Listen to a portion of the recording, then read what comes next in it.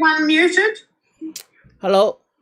Okay, I will mute everyone so that we can just let me do that first. Come on. Mute all.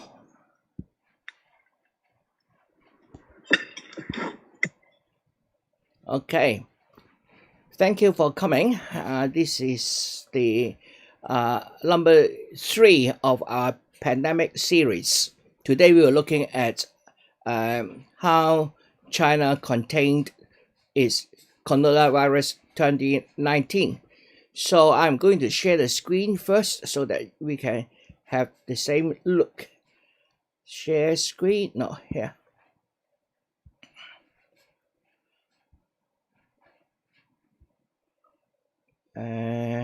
This one.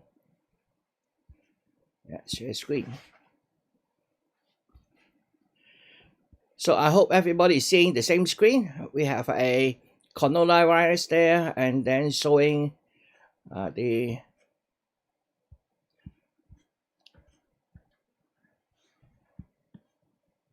hey, something wrong here. Just hang on a sec.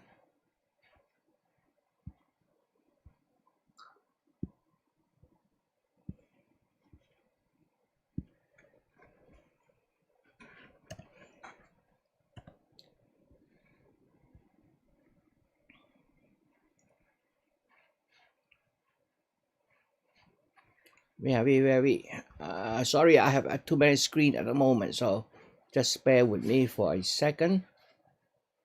And the computer is not very fast at the moment, so don't know what it's doing.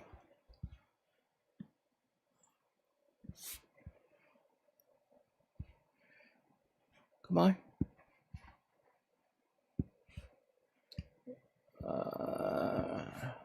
Yeah.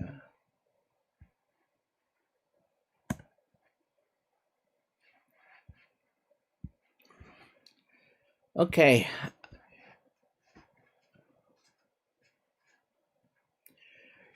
Timeline. What happened in China? So I know there's a lot of criticism about how the Chinese government reacted to it. So let's look at from somebody who lives in China and who knows how to speak Chinese to tell you all about that. So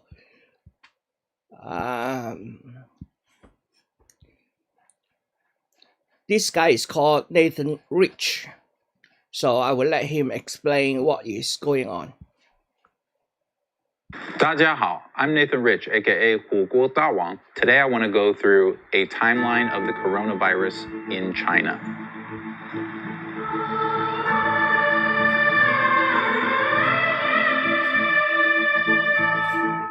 So first, a few things about this timeline. It's color-coded, so it's easier to look at. Blue items are general items. Green items are proactive things that are generally a positive influence on the situation. Beige things are new information. And purple are when the virus has reached other countries.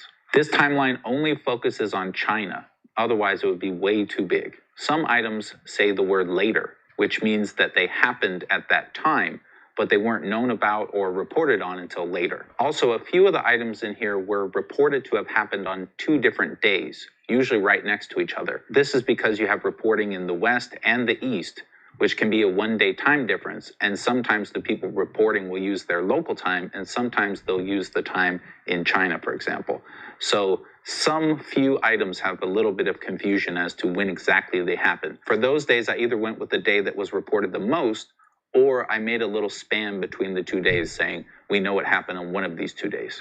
In my comment section for my videos, I have seen some of the strangest conspiracy theories and wacky ideas about this event.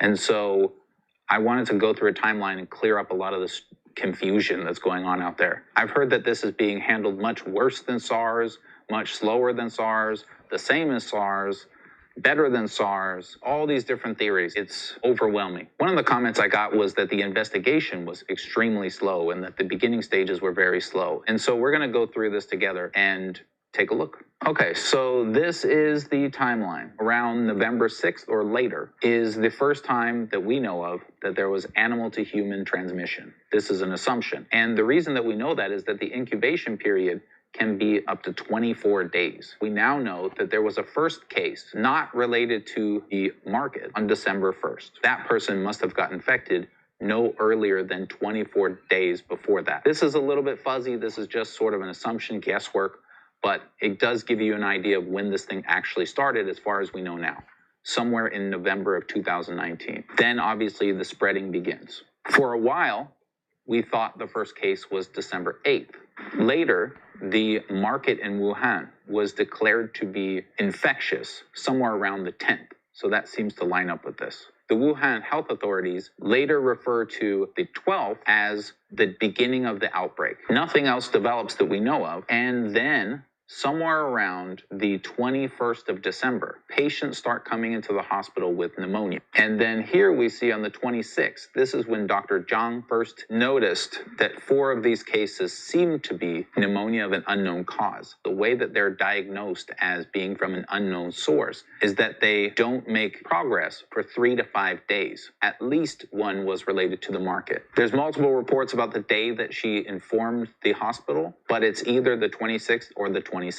She told the hospital, which is what she's supposed to do. On the 27th, the hospital reported it to the district CDC. So that marks the beginning of when the district health authorities were aware. So December 27th, it has been reported to the authorities. Over the next few days, 3 more cases come. All of them are related to the market. 28th of December, the hospital also reports it to the Hubei Health Commission and the Wuhan Health Commission. Already on the 28th, we can say that the district knows, the city knows, and the province knows. On the 29th, an investigation begins. Wuhan CDC, the district CDC, and the hospital. 6 of the 7 patients were transferred to an infectious disease hospital. 1 of the patients refused. Provincial, municipal, and district disease control centers started getting reports about this. Also on the 29th. Also around the 29th is when they started quarantining people. Within 24 hours of the investigation, the Wuhan CDC reports the cluster of people to China CDC. So this is the day we can say for sure the national health authorities knew about the situation. That's the 30th of December. Wuhan also issued warnings to the hospitals. These were written warnings. These warnings that were issued to the hospitals began leaking on the internet immediately. And Wuhan local media reported on those warnings. This is also the day that Dr. Li warned his friends in a WeChat group who are also medical professionals, telling them to just tell their friends and family, but don't tell anybody else and don't let it get out of the group. Now, this is the earliest report of medical staff being infected, but this report comes from one place that doesn't have any sources listed. So I can't confirm if this is true. The next day, the 31st, this is the beginning of the government telling people what's going on. China CDC sends down more experts to help the Wuhan CDC. The Wuhan Health Commission also issued its first warning to the Chinese public. CCTV reported it at least twice that day. The hospitals in Wuhan had an emergency symposium on treatments of patients with pneumonia of an unknown cause. The warnings that had been leaking over the internet for the last couple of days were confirmed publicly to be true. The Wuhan Health Commission also publicly suggests wearing masks. This is also the day that the China CDC notifies the WHO. So that's about 5 or 6 days after the first suspected case, less than a week. So this is the first day that we can say the international health authorities are aware. To those of you who are saying this is pretty much the same as the SARS outbreak or slower, I want to share with you the difference. This is the first case, and this is when they notified the WHO. I want you to see, if this were the first case of SARS, where on this timeline China notified the WHO. Ready?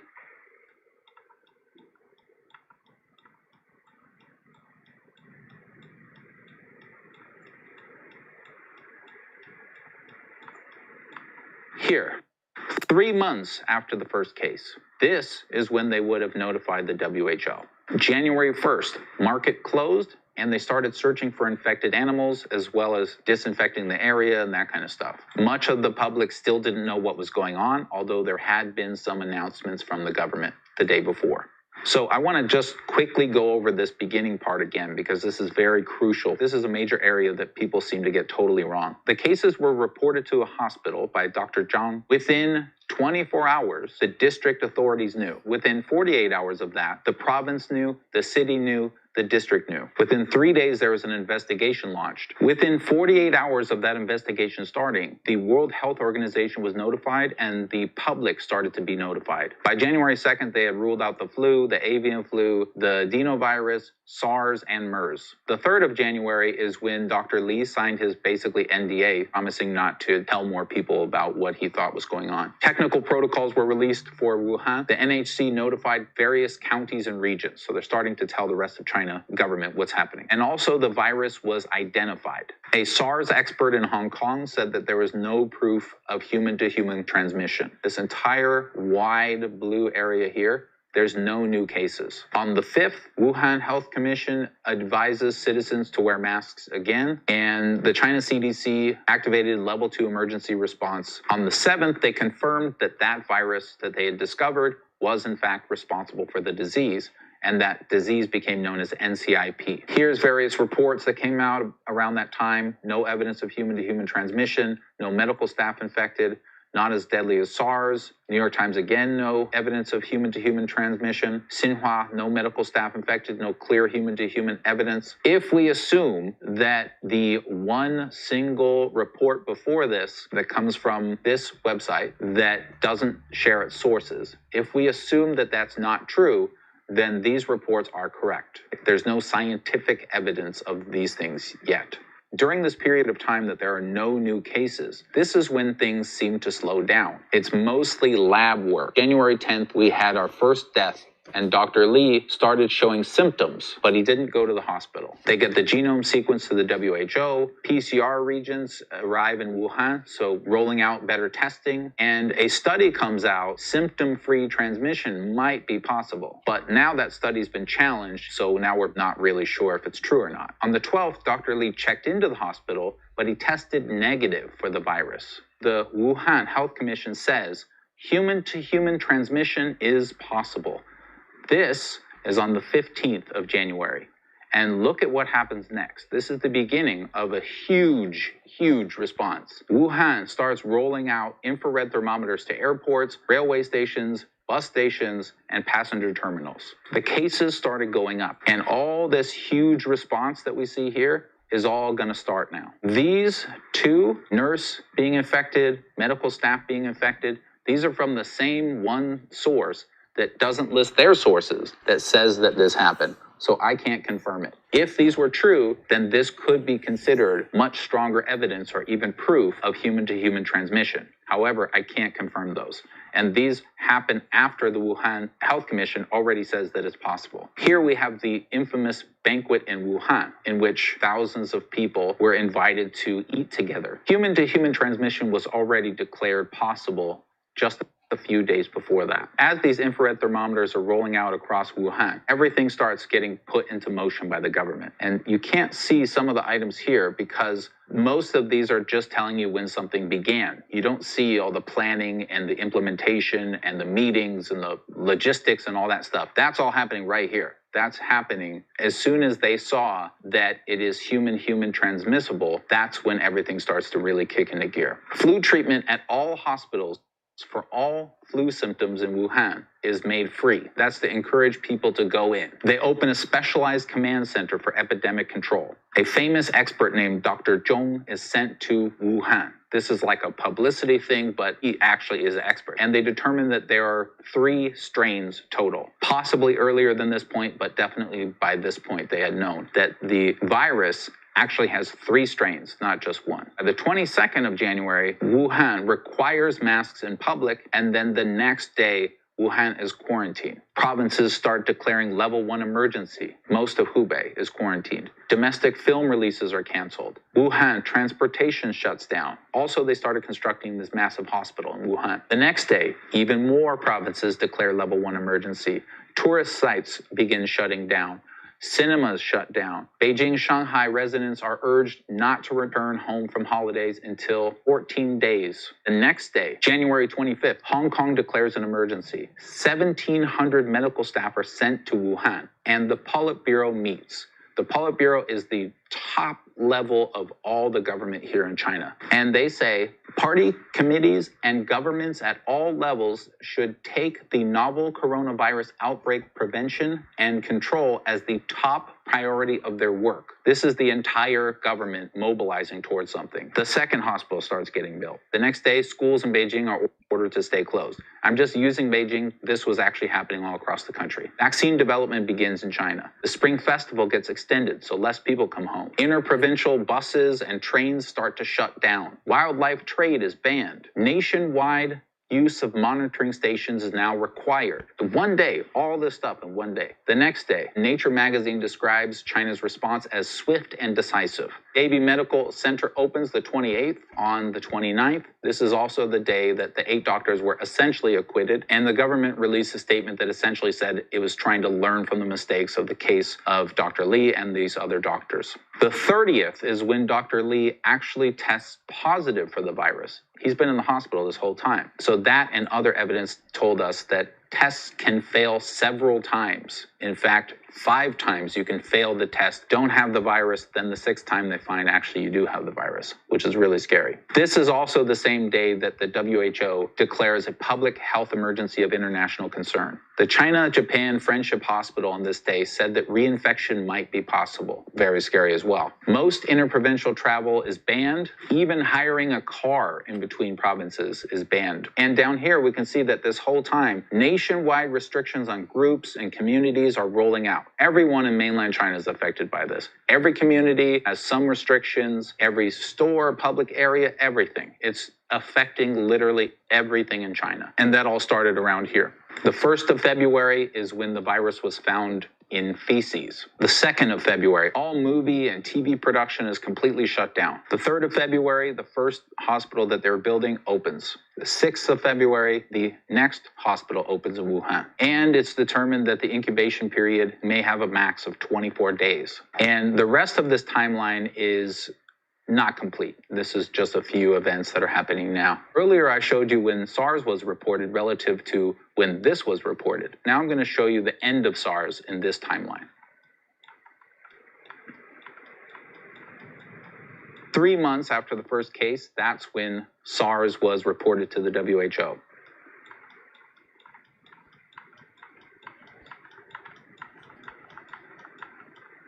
This is the equivalent time that SARS was declared contained.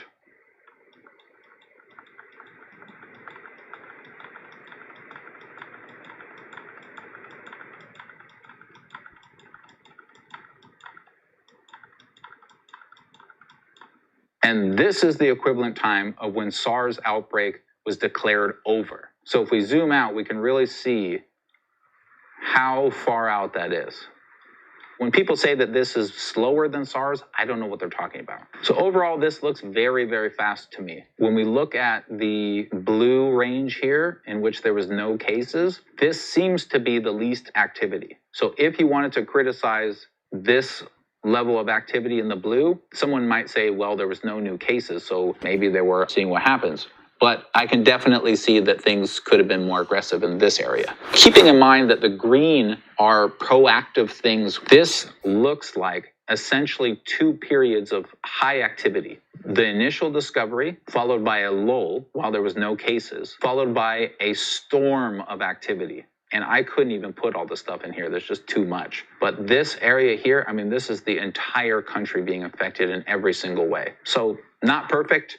To me, this looks extremely, extremely aggressive, extremely productive. Possible criticisms, if these unsourced reports of nurses being infected early on are correct, then that obviously should have been taken as a sign of human-to-human transmission.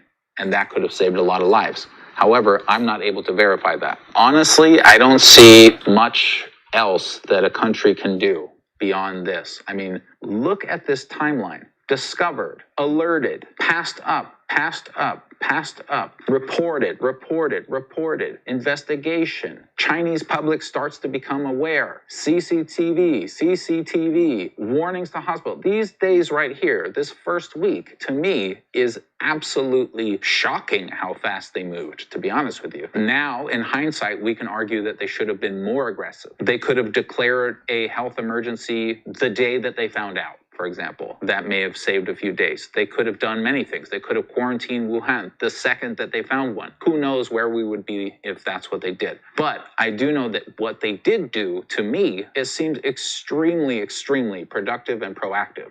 So this is why when I look at the timeline of what China's doing, I'm sorry, I just can't get on board with you guys who think that this is super slow and neglectful. To me, this looks extremely aggressive, as I've said. This timeline, obviously, as we discover new things, will change. I'm not guaranteeing that it's 100% perfect. I did all the research for this myself with a little bit of help from my supporters, but there's always a chance something will be off here or there. If you think I'm missing something, let me know. Rather than endlessly saying things that aren't true in comments about how everybody was too slow and neglected and everything, we should be focusing on facts. And we should be focusing on the facts about how to get people treated and how to save lives, how to support those people that are actually doing something about this. That's what we should be focusing on. So, thanks everybody. 谢谢.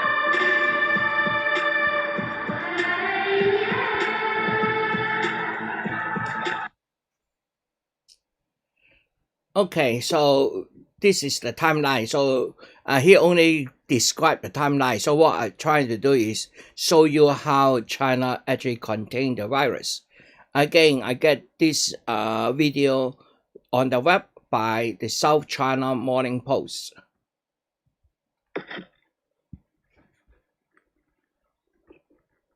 Oh, but does he work for them or is he connected with them? Does he live in China? Sorry? Does that Nathan Rich actually lives in China, lives in Beijing. Does he? Yes. Yeah. Thank you. Okay, let me. It seems it doesn't play, so let me just get it play. Go back. Here, play. The new coronavirus is officially a pandemic, steadily spreading around the world. Covid-19 infections have now been confirmed in more than 100 countries and regions. In places like Italy and Iran, infection rates have been rising dramatically every day. But as the pandemic widens, China seems to be getting its own outbreak under control. New infections have dropped significantly, and for days, China has reported 0 new cases outside Hubei province, the epicenter of the outbreak. There have only been a handful of imported cases that officials say were people infected outside the country's borders. So how did China succeed in containing the virus? China has taken one of the most ancient strategies for infectious disease control and rolled out probably the most ambitious and I would say agile and aggressive disease containment effort in history. Bruce Aylward led the team of experts from the World Health Organization that visited China to observe its response to the outbreak. He pointed out some key measures China took that gave it an advantage in the virus fight. One is simply China's misfortune of being the place the coronavirus crisis started. That has become an advantage since it now has the most knowledge and experience in dealing with COVID-19. The first infections were reported in December 2019 in Wuhan, the capital of the central province of Hubei. Many of the first patients had visited this seafood and live animal market, which is believed to be where the virus started spreading. Local authorities have been criticized by Chinese citizens and the central government for not acting quickly enough, and even punishing doctors who first tried to sound the alarm. But once reports of the virus and its spread made headlines, Chinese President Xi Jinping ordered resolute efforts to contain the virus. The government immediately took drastic measures. On January 23rd, Wuhan, a city of more than 11 million people, went into complete lockdown. All public transportation stopped. Only cars with special permits were allowed on the streets. People have been blocked from entering or leaving the city by air, rail, or road. Those in the city have been ordered to stay at home. Limiting human interaction has reduced the risk of transmitting the virus, which spreads through moisture droplets, most often expelled when people cough or sneeze. Eventually, 15 other cities in Hubei imposed similar measures, locking down and restricting the movements of more than 60 million people. Fighting the virus became a national priority. China reallocated a huge chunk of its healthcare system to respond to the coronavirus outbreak. More than 20,000 medical workers from across the country flew into Wuhan and other parts of Hubei province to help treat patients. The government built new facilities specifically for patients with COVID-19. The move addressed the shortage of beds in existing hospitals and kept coronavirus patients isolated. China also took steps to ensure that patients with other illnesses would still get the medicine they needed while under lockdown. Authorities increased prescriptions to 3 months instead of the usual 1-month course. They also allowed prescriptions to be processed online and through the WeChat app, rather than in person. Healthcare providers also set up a system to deliver medication to people. China also made testing and treatment of COVID-19 free of charge. Though many hospitals were flooded with people reporting symptoms such as fever and difficulty breathing, the government covered the cost of testing, even if the results were negative. In the United States, there have been reports of people being tested for the virus, but when they got negative results, they ended up with bills for thousands of dollars. The single biggest lesson is speed. Speed is everything. All of China's efforts to contain the coronavirus happened at rapid speed. From the lockdown in Wuhan going into effect just hours after it was announced, to the temporary hospitals for COVID-19 patients being built from the ground up in a matter of days. It also acted quickly to alert the public about symptoms of an infection, so people knew when they should see a doctor. China set up a network of fever hospitals where people could go to be tested, and was quick to isolate confirmed cases and track their close contacts to find the origins of infection clusters. So, as some Western countries now debate their next steps in the pandemic, today I am officially declaring a national emergency. Global health experts say China's example shows us why time is of the essence. Because every day we stop to think about this disease and make decisions, should we do it or we not, this virus will take advantage and almost double the number of cases. You have to move fast. There's no doubt China's measures have taken a toll on its economy and its people. Factories have been shut for weeks. Restaurants have been closed. Shopping malls are practically empty. And it will still be some time before it's business as usual. But the latest data indicates that China is close to containing its coronavirus outbreak. Chinese state media calls Wuhan a decisive place in the country's battle against COVID-19. However, Aylward says when the lockdown is eventually lifted and life starts to return to normal, China will still need to tread with caution. The Chinese forced the tail of this outbreak down. It could come back up again as people start to move again. The shops start to open, the restaurants open, schools open. It's a risk, and that risk is being managed very carefully.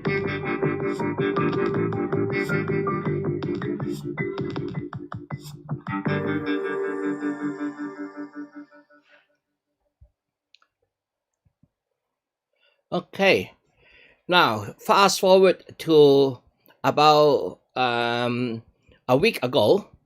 So on the 18th August 2020, something happened in Wuhan.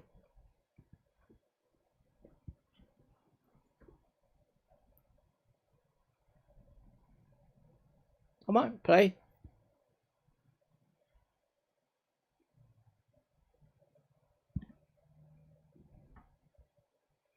Why it's not playing?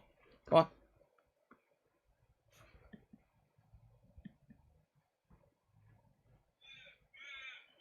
Let me go back. Come on. Play.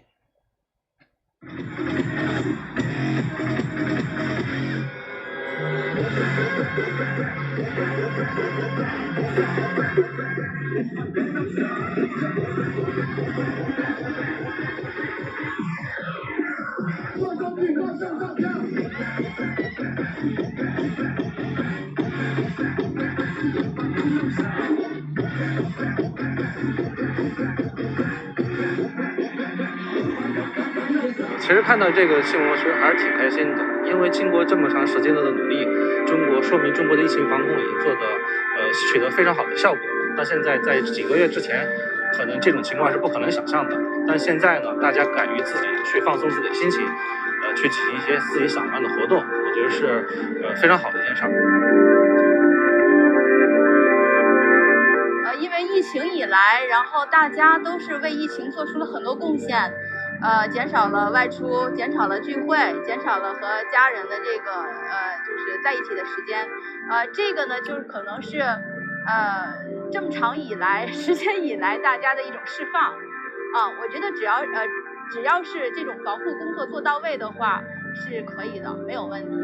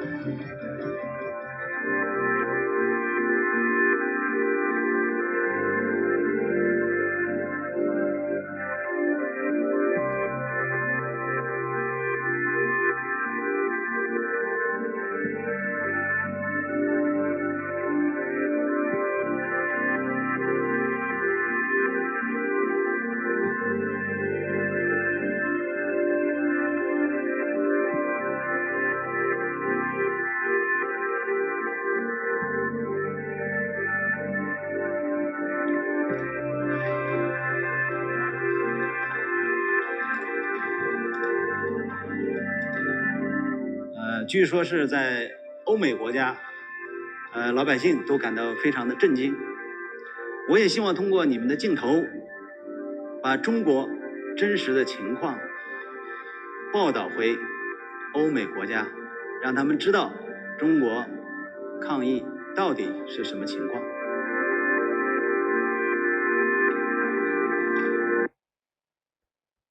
Okay, so finally, I'm going to show you the timeline of the number of reported cases. In order to have an idea, so I'm comparing it with United States. Currently, the country with most confirmed cases. First of all, I'm going to show this out using another video from YouTube, but it's only I think this one is up to about July.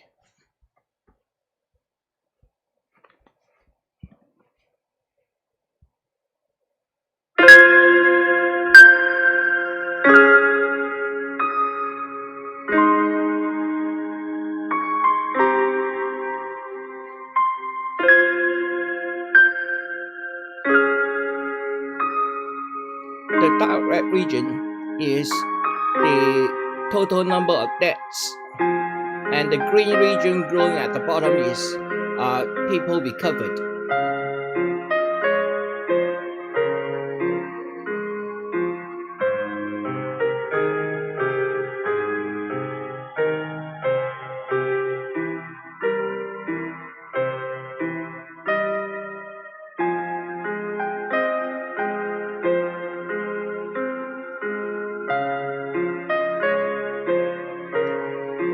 So by February, we see the number of cases in China is now dropping.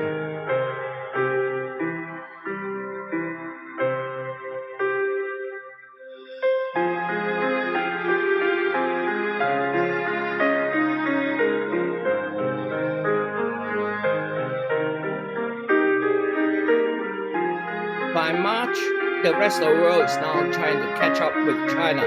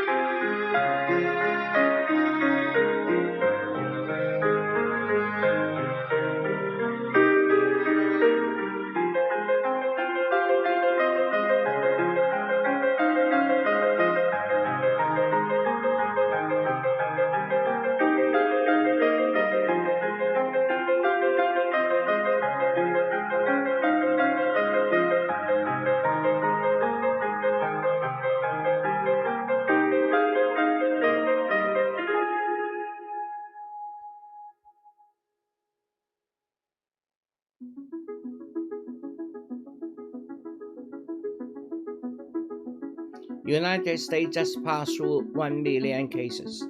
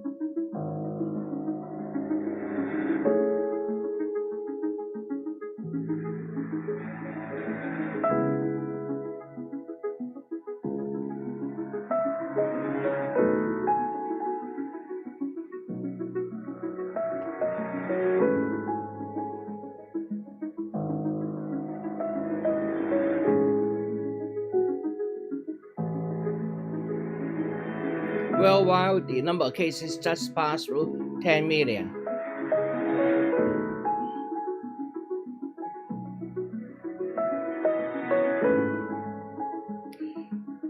The video is only up to there in the mid of July. And as the screen goes through, China still isn't coming up yet.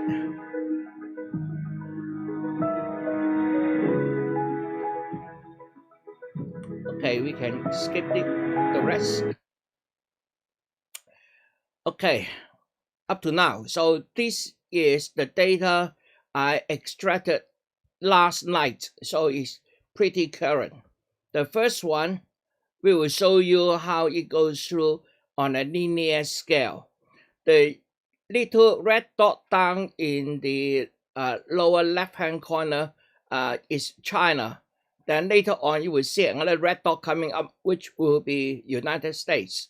So I'm comparing these two in terms of the plotting against the total confirmed case against new confirmed cases in the past week.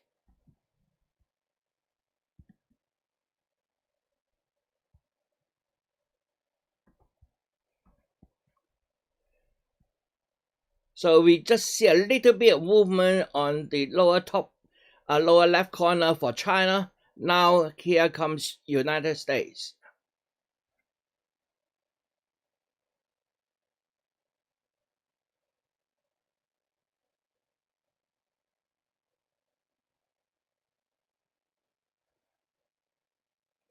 The number of cases dropped in about June, and then it keep rising again.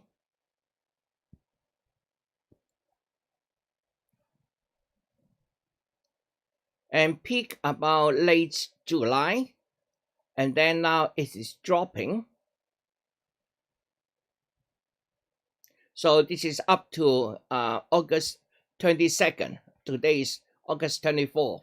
So I got it last night, and the data only cover up to the day before last night. So two days before. Now a linear scale doesn't show us the comparison because China is right at the bottom there. It's very difficult to look at. So I'm going to show you again the same graph, but this time in log scale. This is logarithmic scale. Again, this is the result of plot. The vertical column is now in log scale. So it start with 10, and then 20, and then it's 50, 100, 200, 500, 1,000, 2,000, 5,000, 10,000, etc. So this is a log scale. But on the horizontal, the x-axis, this is a linear scale. So we will look at how this develops. Again, the date is in the lower left-hand corner in red.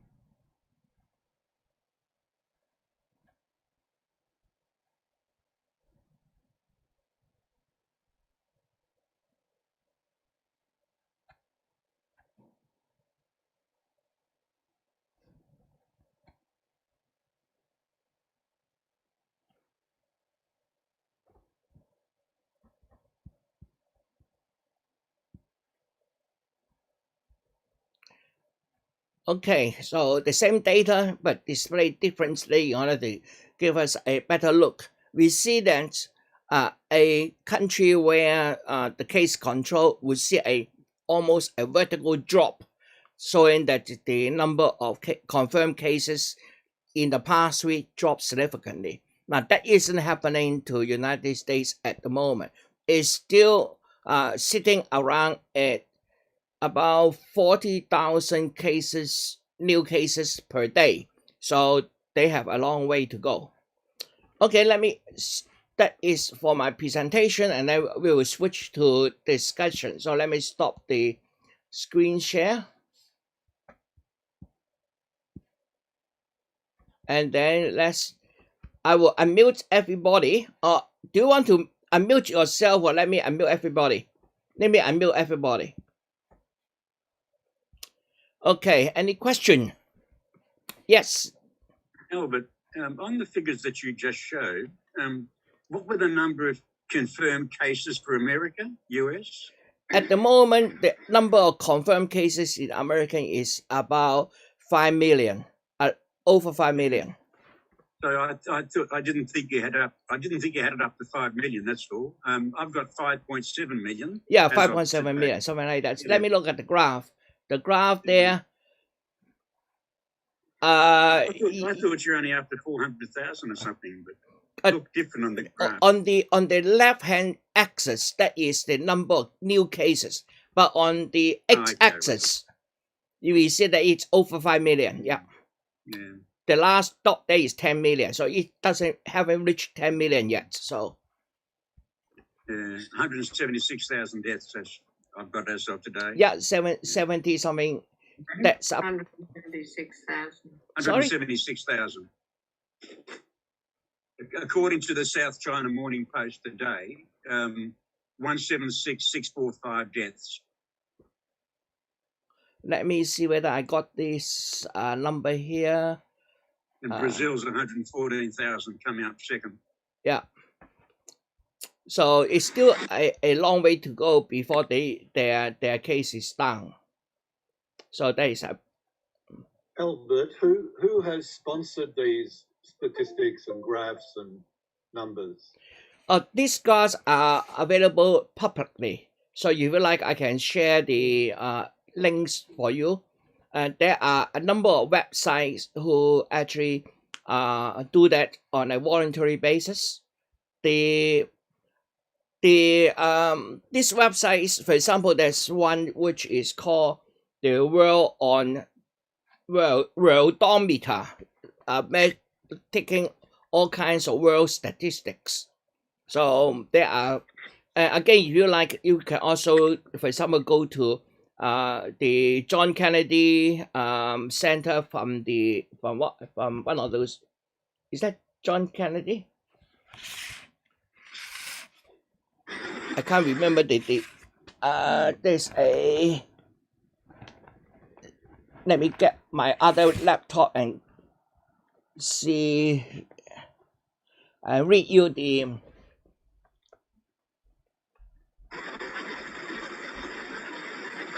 Not that one. This one. Yes, there's a website called World Odometer. WORLDOMETERS.info, and it has a website gathering all the statistics every day. So there are a number of websites who do that all the time. So yes. How did he get the statistics from China? Did they voluntarily give it to him? Did they? The statistics in China is also available every day during the crisis, and you can get that from several sources. You can get it from the Central CDC, the China CDC, Center for Disease Control, or you can get it from the individual provinces. So there are people using what they call a web scraping technique. That means they have a software which will visit the website, get its data, and collate the data automatically every say an hour or a few minutes, depending on how frequent you want to visit the site. So yes, there are people doing that, but this data in China is mostly official. So I assume you are questioning whether the Chinese data is accurate or not. Yes, I mean, a lot of people would say it's biased and government controlled. Yeah. Okay. For that, Albert, can you explain who Nathan Rich is? I looked him up. He has quite a history. Can you explain who he is? Who? Nathan Rich. Nathan Rich. Nathan Rich is a guy who was an American. I think he might have committed some minor crimes, but then he go to China. When he go to China, he suddenly realized that all the information he got about China is contradictory to his own experience in China. So he started out about 2 years ago making YouTubes about what he thinks China is. I read some of his bio. Apparently, he's a Scientologist who is now an apologist for the PRC. Is that correct? Last sentence again. He's an apologist for the People's Republic of China. Yes, you can put it that way. Yeah, you can put it that way. But also, China heavily criticised Australia for closing its borders to Chinese students, while it closed its internal borders.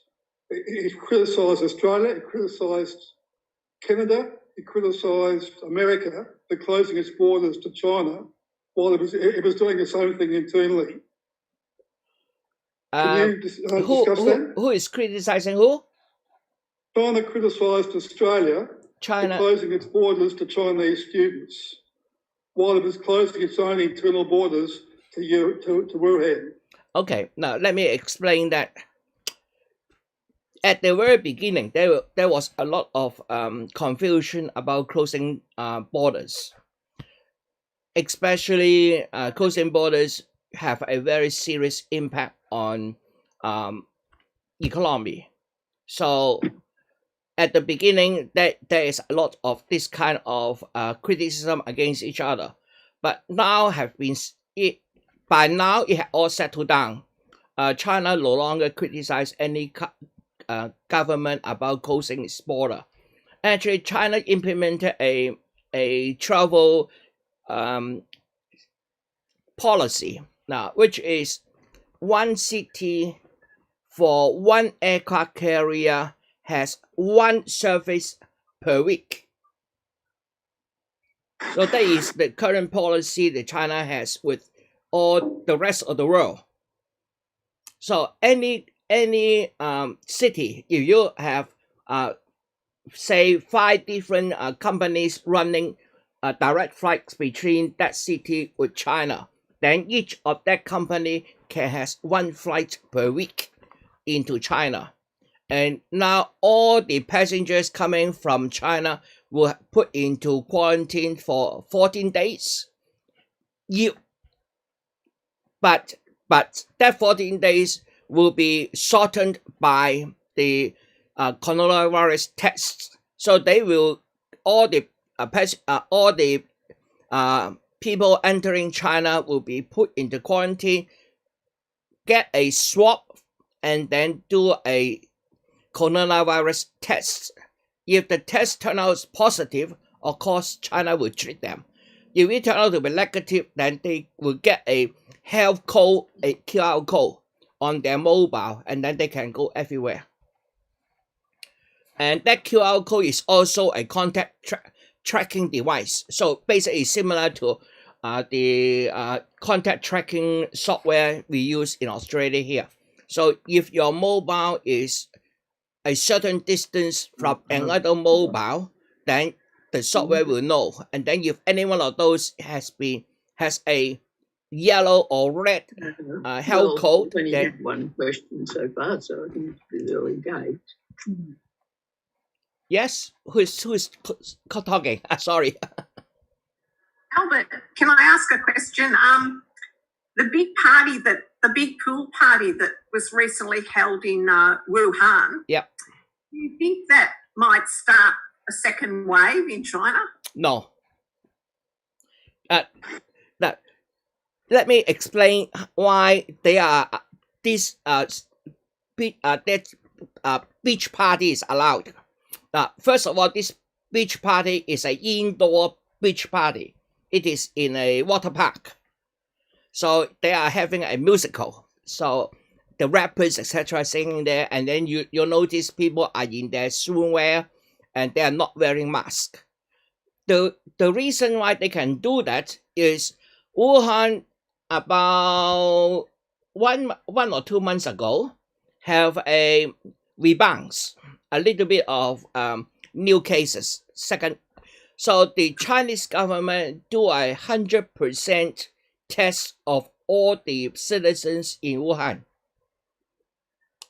Mandatory test for everybody.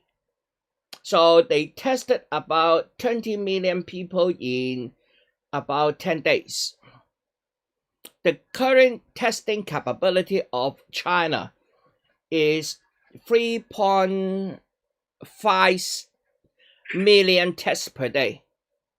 That's their testing capability.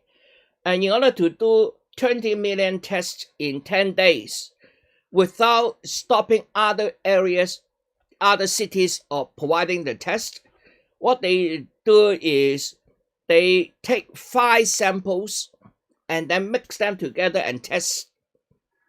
If this sample come out to be negative, that means all 5 samples are negative. But if this sample come out to be positive, that means out of that 5 samples, there's at least 1 is positive. And then they will go to do that. By doing that, they basically divide the number of tests by 5. And so 20 million becomes 400,000. And then out of that 400,000, maybe there is say 1% positive.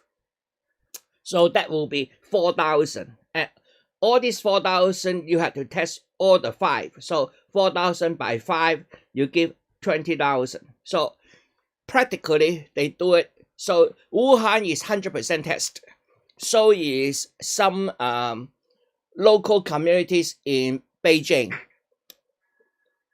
China implement 100% test for some hot areas. But isn't it true people can test negative at one time and then become positive later? Yes, there's a risk like that.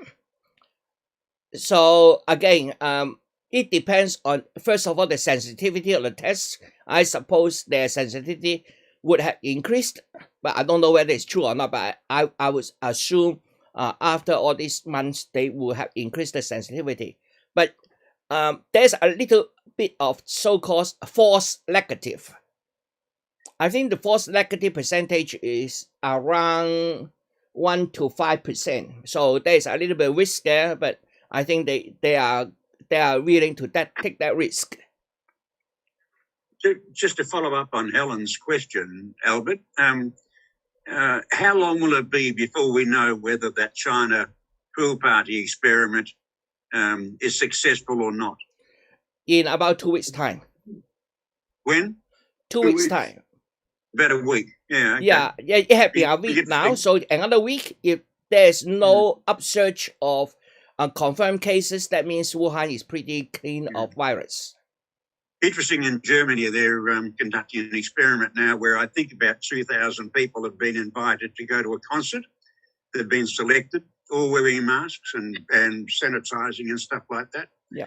So the Germans are conducting an experiment to see if you can actually have a concert under COVID sanitary conditions. Just started, I think, yesterday or the day before. I think the world needs to do something along that line, because after all, stopping all economic activity is very damaging.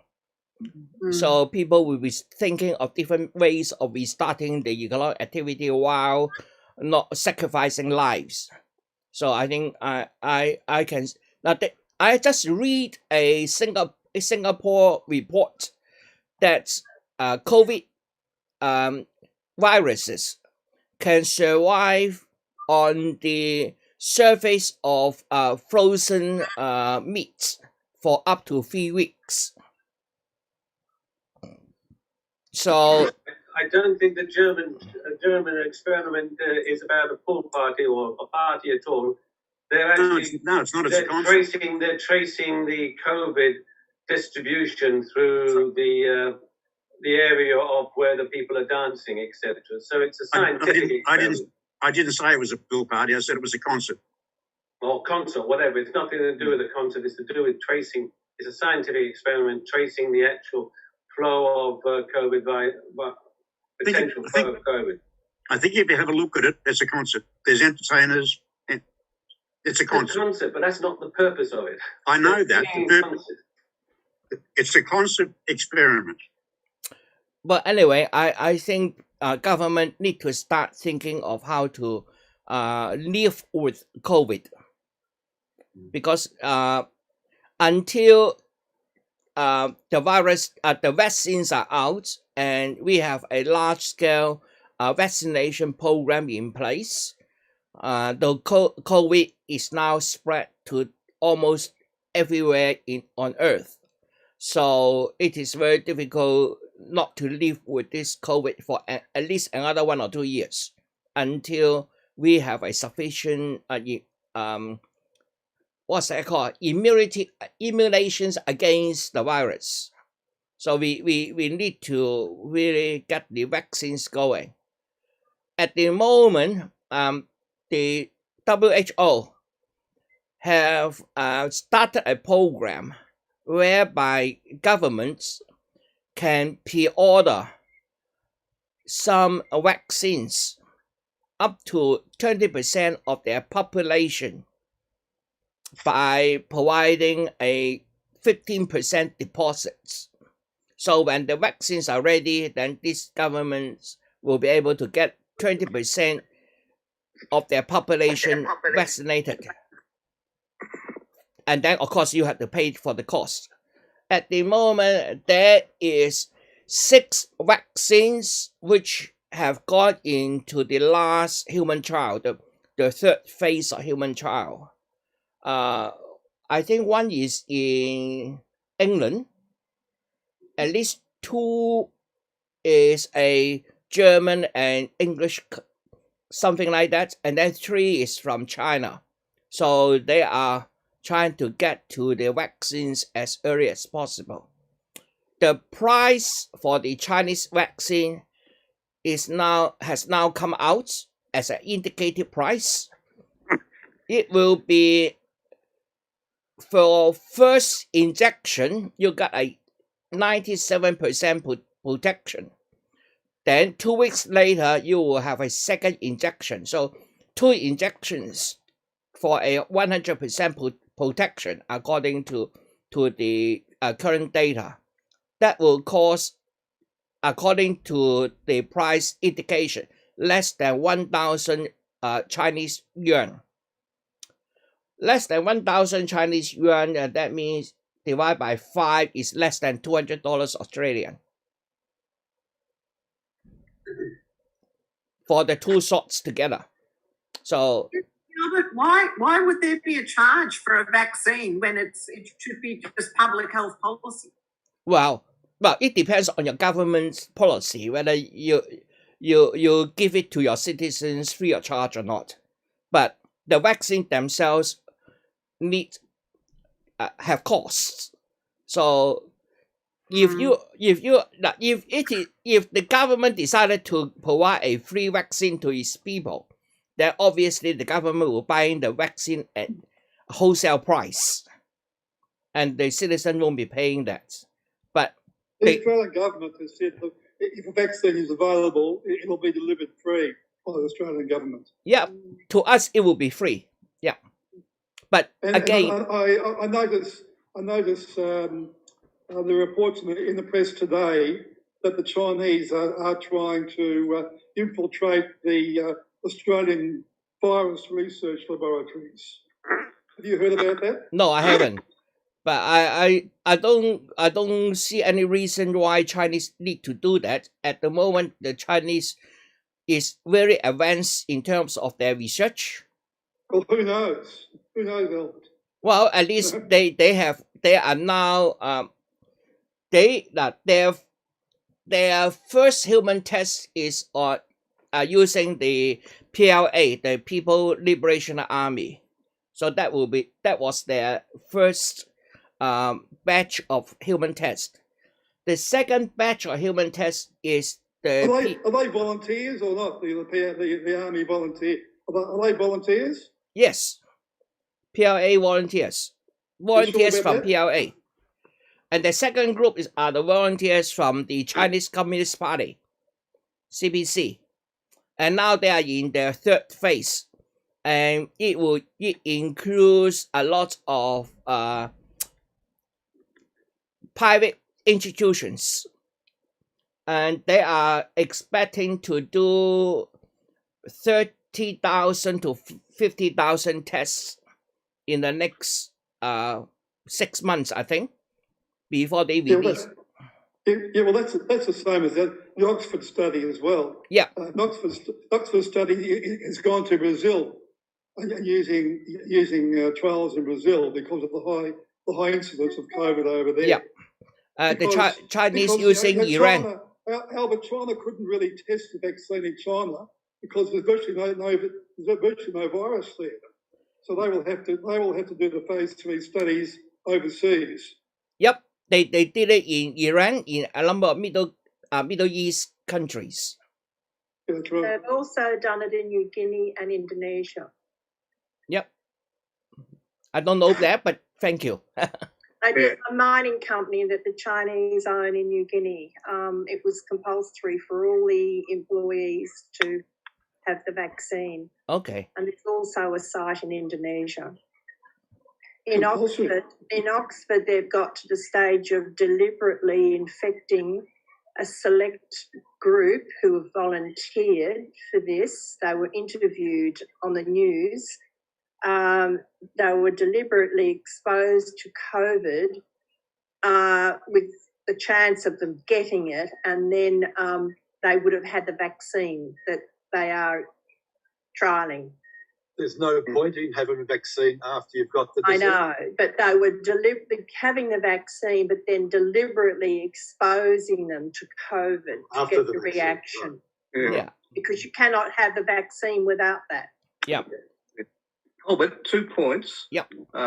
In Australia, with that world figures coming out, obviously, while it's all important to us here and the rate here, we are so small in our total population and our cases, we're never going to make that list. I mean, it's only the top 15, but it shows we're, in one sense, we're insignificant. Very important to us to be insignificant in world figures. Doesn't mean to say we should make any less effort. Well, we are in partnership with Oxford, the Oxford trial, CSL. Yeah. And when it is developed and if it does work, we're going to produce it in Melbourne. Yep. Yeah. Albert, the other thing that came out on the news the other night is because, like you said, there might only be 20% for all the population initially, who gets it first? And it came out whether it should be the health professionals would be one good thing to start off with them, then maybe the very young people, and then the older generations. Well, I think the WHO has specified what is called the critical group for the first initial vaccination. The critical groups consist of 3 groups of people. The first group is the healthcare workers. So that is quite obvious because healthcare workers is the most likely group to contact the virus. So that's the group number 1. The second group is those who need to see a lot of people in their job. That includes the cashier at supermarkets, the bus drivers, the police and so forth. So that is the second group. And it also includes the teachers. The third group is for those in the area where there is a high risk of COVID. So if you have some geographic locations where there is a high risk because of past history or whatever, then that group is also is qualified as the third priority group. So that is by the WHO priority. And the WHO also said that after the initial 20% availability to the different countries, then it will focus the need to the needy countries, those who have large outbreak in the past, because presumably that country will have a lot of hidden cases there. So some scientists have done a initial estimate. If we want to eliminate COVID for a world population of about 7 million, we need at least 40% to 60% coverage. So if this is a 14% coverage, we will need about 2.8 billion doses. And then, because I don't know whether the other countries' vaccines need 2 doses, but for the Chinese vaccine, it will need 2 doses. That means it will mean if it is using Chinese vaccine, that will need 5.6 billion doses for a 40% coverage to stop the spread of COVID.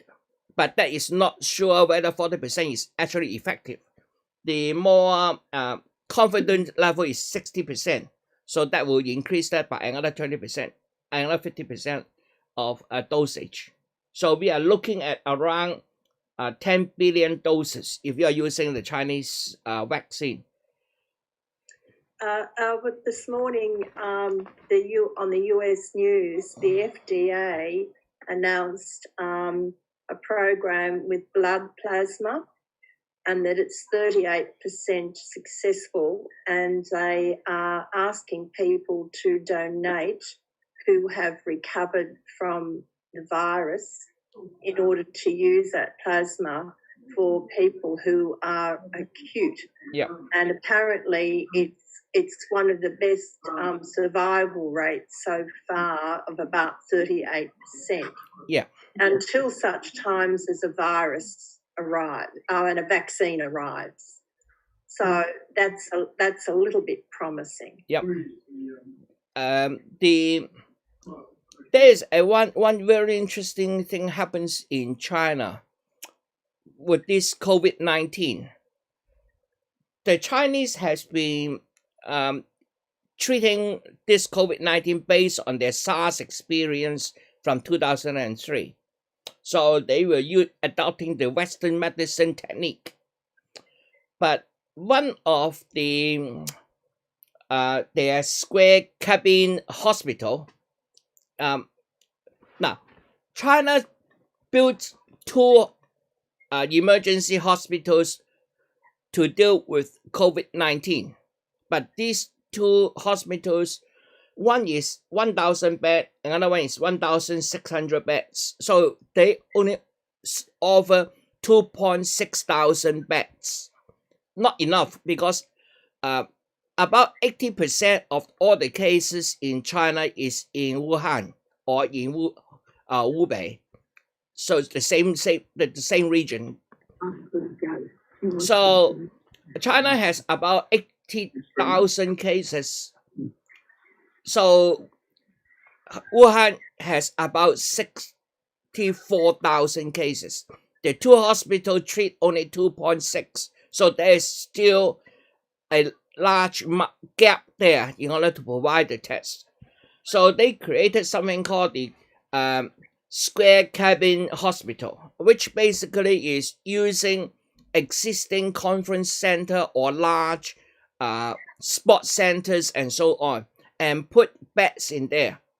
And this hospital is only for those who is either asymptomatic, that means they don't show any symptoms, or the symptoms very mild that these people can take care of themselves. So they are basically isolation centers. So they put the people in the isolation centers. But in order to give the patient some hope, not a dead camp, so they need to provide them with some medicine, maybe placebo. So actually, they one of these large square cabin hospital provide them with traditional Chinese medicine. The result has come out now, showing that for those people in that square cabin, the number of escalation to a more serious case. That means even if you have at the moment not showing any symptoms, but later on you might have some symptoms, and then you need to be transferred to a infectious disease hospital. So that is the escalation. Using Chinese medicine, there's 5 prescriptions. All the 5 prescriptions can reduce the escalation by 50%. So that is a very interesting thing coming out. And one of my brother-in-law is a Chinese medicine practitioner. He is very excited about this. So I have been given some of these medication in a package. So I still have a number of them in my here. In case we find that there is something symptom like that, taking that medicine seems to protect us from escalation. But we don't know. Actually, I saw an article, it was about an Australian doctor who lives in the US, and he had developed a test that can be done at home, similar to a diabetes test, where you prick the finger, take some blood, and you add it to a solution, which it takes 10 minutes, and it's 98% accurate. And he developed that with the possibility that people would be able to do that test before they left the house in the morning to go to work. So if they showed symptoms, they would then stay home, I guess. But nothing seems to have come of it. I don't know whether it has in America, but it hasn't here. And also, I believe somewhere in Europe they've developed a saliva test. Have you heard about that? No, I haven't. Thank you, but I will look it up. But I thought that the similar to a diabetic test, taking the blood, was probably had a good accuracy. Yeah. If that's the case, that will be a very good solution for controlling this, because I think at least in the next 1 or 2 years we have to live with this COVID, whether we like it or not. So, but do you know the name of the Chinese medicine? I know the name, but unfortunately it's in Chinese. Oh, you don't know the English name? Let me get the package and show it to you. See whether there's a Chinese English name in the package. Just hang on. All right. Thank you.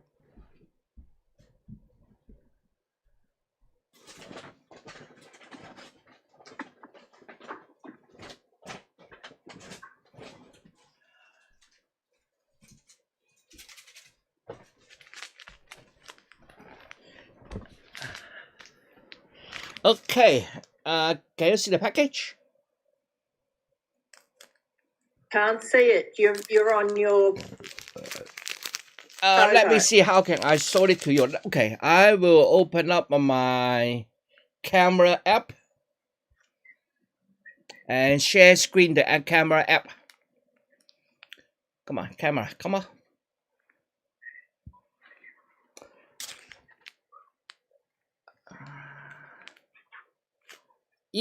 Its English name is a direct sound translation of the Chinese name, so it is not of much use. But anyway, I am going to show you through a share screen. Just hang on a sec. Let me get the share screen up and running. And I want to share is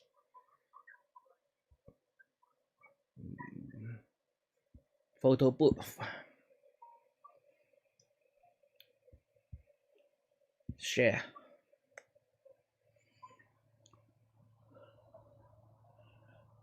Okay, can you see that now? No. No. No?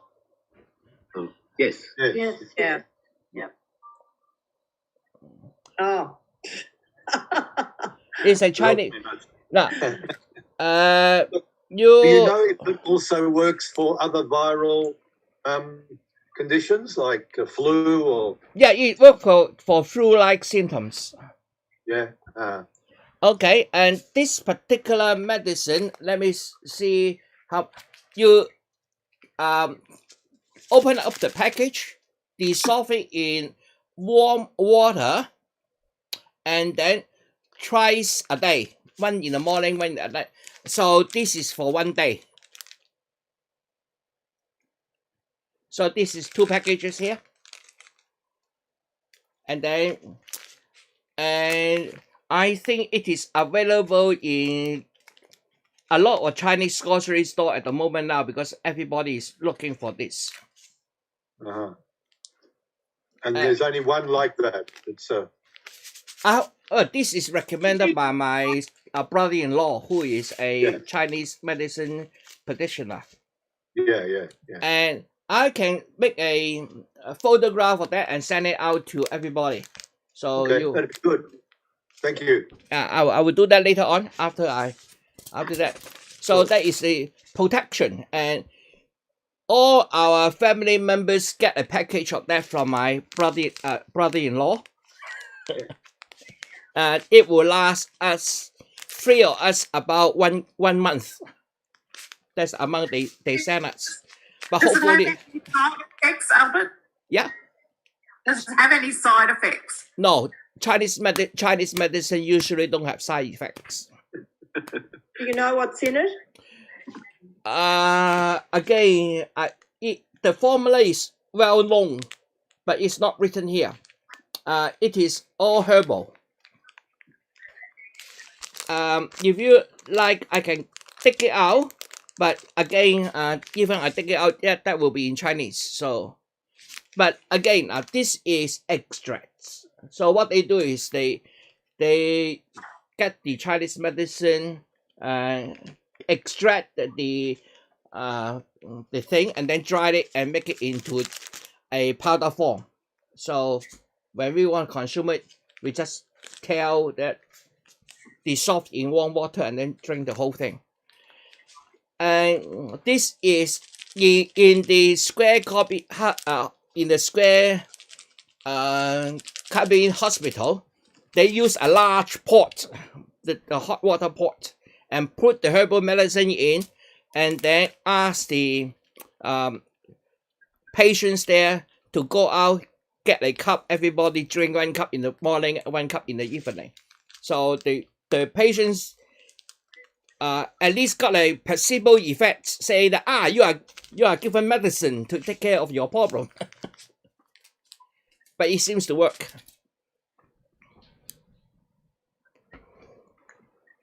Okay, any other question? Albert, I'm not sure if people are interested, but I've been making charts for about the last 5 months of all the cases and deaths, etc. But what I think is more important is then dividing it by the population of each country. So you get cases per million and deaths per million. And that, to me, gives you a really good indication of those who handle it badly and those who handle it very well. Would you be interested in hearing a couple of the figures? No, I also have been tracking this as well. Right. Let me just back to the issue about whether I trust the Chinese data. Now, I'm now a very famous YouTuber. I have in my Chinese channel 100,000 subscribers. Among them, about 60% come from mainland China. So when I asked my subscribers, do you believe in the data the Chinese government is reporting? So I think I have put up a questionnaire like that to ask my subscribers, and I got 8,000 responses, and 95% of them say they trust it. And when I follow up with them why, they said because I living in my own little neighborhood knows who got infected, and that person is the name is available in the local government list. So they confirm that the government is not omitting anybody. Now back to that one, and then therefore I think we sorry, my mind go blank. What was the question again? Well, I've been doing figures showing what the cases are per million of each country's population. Yeah. And also the deaths per million of each country's population. And that to me gives you a much better indication of those who've handled it and those who have handled it badly. Yep. Well, I'm also looking at the number at the moment. The per million number of for the current largest infected areas, United States, at the moment is sitting at 5.87 million cases with 180,000 deaths, is 17,000 per million cases. Yes, I've got the same. Yeah, and then it's 545 deaths per million. Yes. And they have about one test for 4 people. So they have done a lot of tests, but obviously not enough. In Brazil, I've got 16,500 cases per million. Yeah. And 530 deaths per million. Yeah. Similar figures? Similar figures, yes. Yeah. The best of the lot is Taiwan, which has 20 cases per million and 0.3 deaths per million. Let me just sort this out and see whether what's the best. Whether Sweden has got 50 per million. Sorry? Sweden has 50 per million. Can you just check that? Sweden's cases are about 9,000 per million, and deaths are about 600 per million. Okay, now the best place is actually Laos.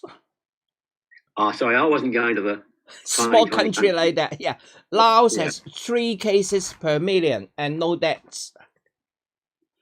Another one is Myanmar. It has 8 cases per million and 0.1 deaths per million.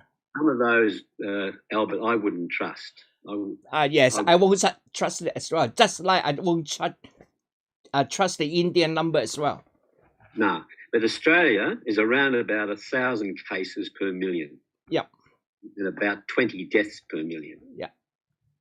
Isn't Belgium the highest in the world at the moment? Belgium? No, I think American.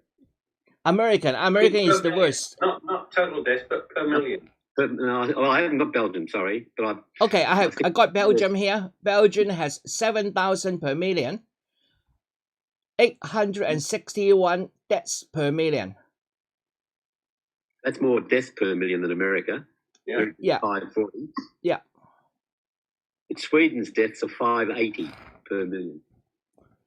I suppose the number of cases per million reflects the public health, how the public health is performing. Yeah. The number of deaths per million reflects the quality of the health service. It does, yeah. If the health service is good, although you get infected, you have a lower case of death. But it's an interesting case because it's considered an outlier because it had limited controls. Sorry? Sweden is an interesting case which many people compare because it's considered an outlier compared to most countries because it had very few controls. It thought it would let its economy. Actually, the economy is the GDP of the economy in Sweden is going down greater than Australia, and the unemployment is greater than Australia. Yeah. So at the moment, and they change it, they seem to have failed on both cases. They have, yeah. But in terms of economy, the second quarter in 2020, American dropped about 32%. China rebounds to about 1%. And in the third quarter, China expect to be growing compared with last year at about 6%. Whereas we don't know about how much drop there will be in United States. But if you believe the China figures, can you tell us what the cases are per million and the deaths per million at the moment, please? Okay, let me just look for that one. China, CH. Okay, China is 59 cases per million and 3 deaths per million. The total number of cases is 84,951. Yeah, the total deaths is 4,634. But I think that they started giving the figures of not the totals they've ever had, but just the totals that are existing at the time, and because they say people have recovered, so that's why it's different, I think. And then they also have a large change of data conditions. So there's one day where they add in about 10,000, I think. Yes, yeah. So well, all these cases again. Now, from what I have read, there are facts and there are truth. Facts, it does not necessarily is the truth, because if you have died because of COVID, but you never confirmed as a COVID case, then you have a underestimate. Yeah. So the numbers that is coming out is the confirmed cases. So we don't know about the unconfirmed case, and that should have. Actually, I don't even agree with those figures, because people die of other causes. They may have COVID, but it may not necessarily be COVID that actually takes their life. Yeah. I mean, there's comorbidities, and the other people die of other causes, and that was brought up in New York, where upon the thousands of deaths, every death certificate was COVID. And it was the undertakers who were alarmed about this, because in actual fact it wasn't the case. It was all deaths were COVID, but they weren't. I mean, they were cancer, heart, road accidents, all sorts of things. But every death certificate had COVID. So we can't even trust the figures. Yeah. And one of my classmates who is a doctor, medical doctor, he says all death certificate you write because of heart failure is always correct. Well, there's data, lies, and statistics. Yeah.